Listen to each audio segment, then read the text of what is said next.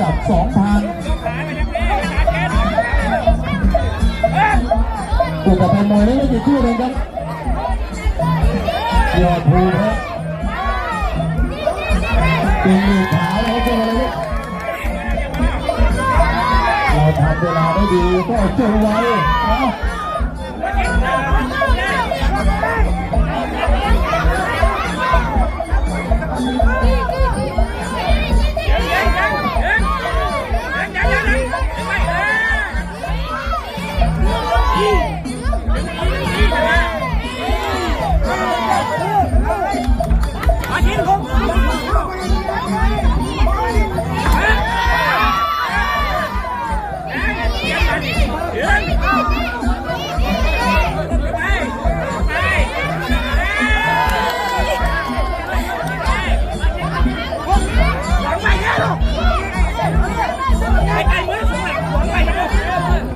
เขาตีนักเล่นเขาตี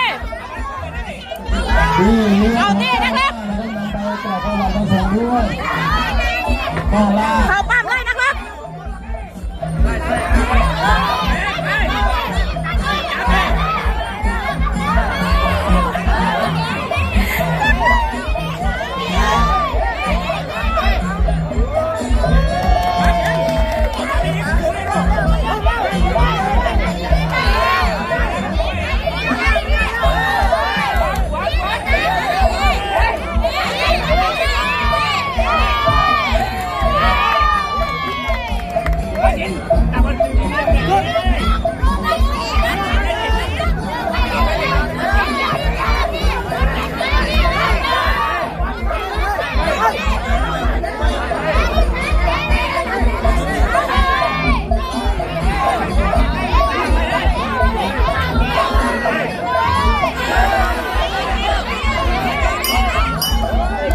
ผมยังที่เดิมครับ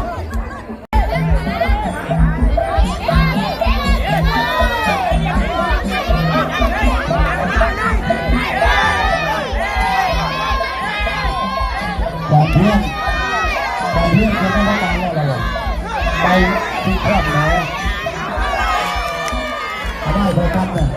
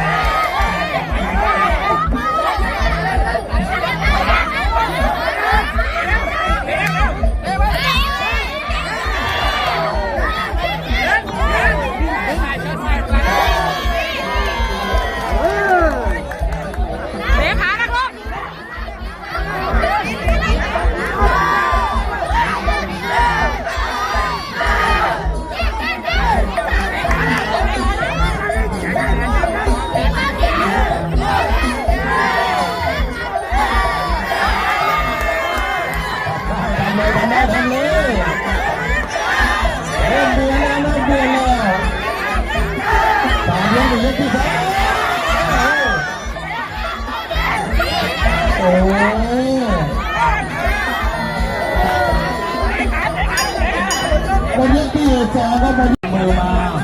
ที่เราหนึ่งคู่ชกมาดูตัวนะครับตัวแรกมีไหมตาหันเพื่อที่จะพูดว่าตาหันเพื่อตาหันคุณใจไทยก็เพื่อที่จะพูดว่า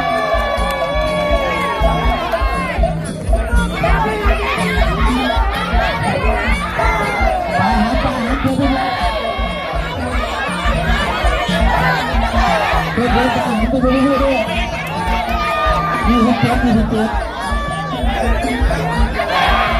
มี27กิโลเลย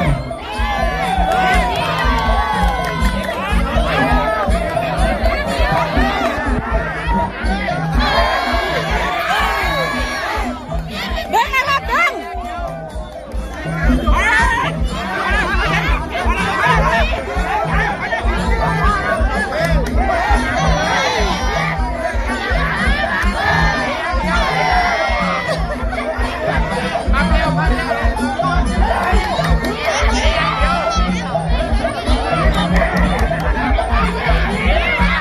จับเพียงเช็คมาเลยว่าที่ผมก็ติดแล้ว